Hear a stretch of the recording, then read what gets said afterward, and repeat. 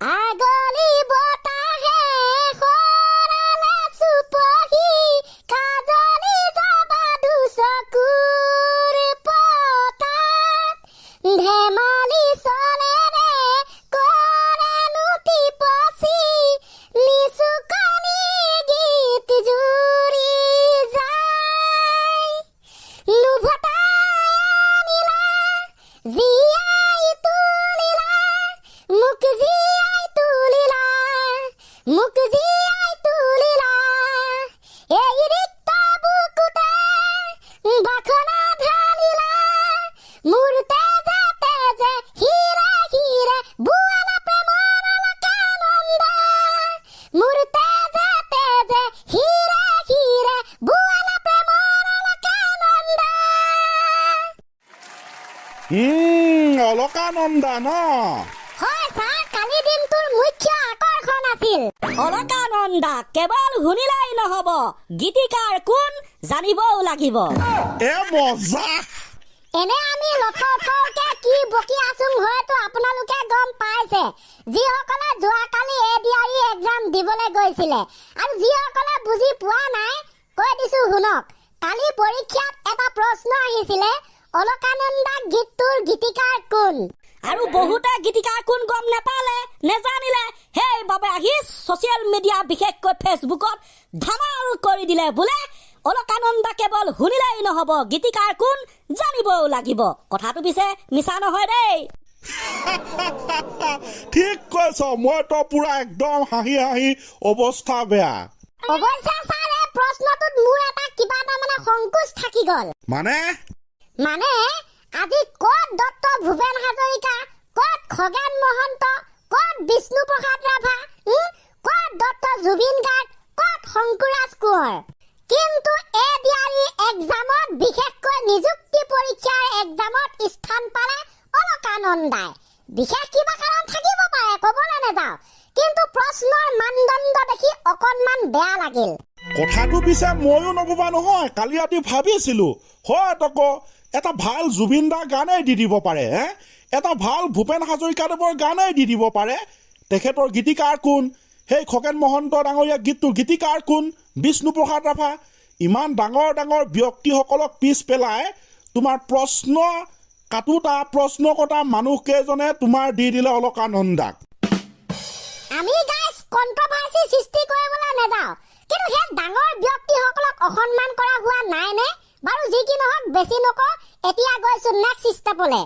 এই অলকানন্দা কিন্তু সকলো ইফাল সিফাল কৰি পেলালে থাৰ্ড গেটত অলকানন্দা এতিয়া তোমাৰ বহু ষ্টুডেণ্ট বহু ব্যক্তি কনফিউজ ফৰ্থ গেটৰ কাৰণে এতিয়া কাৰ গান চাব লাগিব গানটোতো এটা দি দিব পাৰে কাৰণ ধকচকে অলকানন্দাক দি দিলে হয় এতিয়া নেক্সটত কিবা প্ৰশ্ন নাহিলেও আহিব যেন লাগি আছে এনেকুৱা ধৰণৰ গানৰ ওপৰত হয় ছাৰ গতিকে টাৰ্গেট হ'ব পাৰে নেক্সট টাইম আমাৰ ৰাকুদা মিষ্টাৰ ৰাজকুমাৰ তেখেতৰ গানবিলাক ইউনিক হয় না বেলেগতকৈ বেলেগ আবেগ ব্ৰ তই মাথা বেয়া কৰি দিবি দেই নহয়নো কি দে যি কি নহওক মোটামুটি কালি পৰীক্ষাটোতো গ'ল এতিয়া আমি আগবাঢ়িম নেক্সট ষ্টেপলৈ হয় ছাৰ কেইটামান আমি প্ৰব্লেম নোপোৱা নহয় পাইছিলো এটা কেছটো হ'ল পৰীক্ষা বুলিতো অসম চৰকাৰৰ তৰফৰ পৰা ইণ্টাৰনেট কৰ্তন কৰি দিয়া হ'ল তাতো ভাগ যিটো এয়াৰটেল চিম সেইটো আমাৰ ফালে 7-8টামান বজাতে কাটি দিলে নেট আৰু জিঅ' চিম বিলাকৰ বাৰু ইণ্টাৰনেটটো প্ৰায় 9টামান বজাত কাটি দিছে এটা প্ৰব্লেমটো হ'ল এনেকুৱা কিছুমান ষ্টুডেণ্ট পৰীক্ষাৰ্থী আছে যিয়ে নেকি প্ৰায় 70 কিলোমিটাৰ 80 কিলোমিটাৰ আনকি 100 কিলোমিটাৰ দূৰত গৈ পৰীক্ষা দিব লগা হৈছে ধৰি লৈছো হদিয়াৰ পৰা মাৰ্ঘেৰিটাত এজন ষ্টুডেণ্টে পৰীক্ষা দিবলৈ গ'ল ৰাতিপুৱা ওলাই গ'ল কিন্তু আধা ৰাস্তাতে তোমাৰ এয়াৰটেল চিম বিলাকতো সোনকালে নেটৱৰ্কটো কাটিয়াই দিলে তো গৈ থাকোঁতে যদি আধা ৰাস্তাতে নেটটো কাট খাই যায় আৰু ইণ্টাৰনেটৰ যোগেদি গুগল মেপ চাই যদি গৈ থাকে তেতিয়া সেই ষ্টুডেণ্টজনৰ কি হ'ব মই এইটো অভিযোগো পাইছো হয় ছাৰ কোনফালে কি নাজানো কিন্তু আমাৰ হদিয়াৰ ফালেতো এয়াৰটেল চিম 7টামান বজাত নেটটো কাটিয়াই দিলে এটা প্ৰব্লেমটো হ'ল এটা কোনোবা আমাৰ ইয়াত আহিব আমি বেলেগত যাম আমিতো গুগল মেপ চাই যাব লাগিব কাৰণ আমি ঠাই চিনি নাপাওঁ একচুৱেলি কেছটো মানে প্ৰব্লেমটো বহুত এইটো হয়তো কিছুমান ষ্টুডেণ্ট ৰাতিপুৱা আহিব নোৱাৰিব পাৰে অকণমান দেৰিকৈ আহিলে তো সিহঁতৰ গড়বড়ে হৈ যাব আৰু সুধি যাব লাগিব কিমান টাইম লাগি যাব গতিকে প্ৰায় 10 মান বজাতহে নেক্সট টাইমত ইণ্টাৰনেটটো কাটিব লাগে 10 মান নালাগে 10 বাজিবলৈ 10-20 মিনিট থাকোঁতে য়েছ ঠিক কথা কৈছ আপোনালোকৰ মতামত জনাব গাইছ আমাৰতো ন প্ৰব্লেম আমিতো এপ্লাইও কৰা নাই কিন্তু যিসকল পৰীক্ষাৰ্থী সিহঁতৰ যাতে প্ৰব্লেম নহওক আমাৰ ৰিকুৱেষ্ট ঠিকে আছে বেয়া নহয় আমিতো একদিন চলি যাম এতিয়া 3rd গ্ৰেড গ'ল 4th গ্ৰেড আহি আছে 29 তাৰিখেতো হ'বই অক্টোবৰত আৰু দুটামান বৰ বেলেগ ধৰণৰ মহাপণ্ডিত ওলালে নহয় ছাৰ আপুনি গম পায় নে নাপায় কোন মহাপণ্ডিত ধনৰ বিনিময়ত এডিআৰই পৰীক্ষাত উত্তীৰ্ণ কৰাই দিয়াৰ প্ৰলোভনত 4জনক গ্ৰেপ্তাৰ কৰিছে তোমাৰ অসম আৰক্ষীয়ে সপোন দাস মৰিগাঁও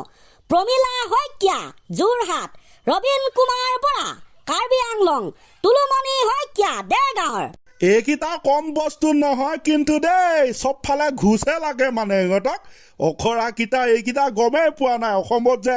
তোমাৰ স্কেমাৰ প্ৰবঞ্চকবিলাকক ধৰি আছে চুমিবৰ কেছটো শুনা নাই অখৰাকেইটা এইকেইটা গম পাবই লাগে চুমিবৰ কেছটো গম পাবই লাগে তাৰপিছতো পইচা নোযোৱে মানুহক এইবুলি চৰকাৰী চাকৰি কৰে চাগে ইমান দৰমহা পায়ো পইচা নোযোৱে এইবিলাককে চাৰ কয় লোভে পাপে মৃত্যু বুলি চুমিবৰ কেছটো আমি পাহৰি থকা নাই দেই গাইছ আমিতো কুৱেশ্যন পেপাৰ আমাক কাটিব দিয়া হ'লে চুমিবৰ কেছটো ভৰাই দিলোহেঁতেন মাক চকলাই যাওঁ সেইবাবে তহঁতৰ নিচিনা মানুহক কোনো চৰকাৰে নিযুক্তি পৰীক্ষাত প্ৰশ্ন কাটিবলৈ নিদিয়ে দিব নালাগে যাওক বাৰু তেনে গাইছ আপোনালোকৰ পৰীক্ষা কেনেকুৱা হ'ল তলৰ কমেণ্টত কৈ দিব নেক্সট আমি 4th গ্ৰেডৰ বাবে অপেক্ষা কৰিব লাগিব আজিলৈ ইমানতে থৈছো নে কি সঁচা মস্তি লাগিলে অলকানন্দা মোক জীয়াই তুলিলা এই ৰিক্ত বুকুতে বাখনা ঢালিলা মোৰ তেজে তেজে হিৰে হিৰে বুৱালা প্ৰেমৰ অলকানন্দা এ মজা আগলি বত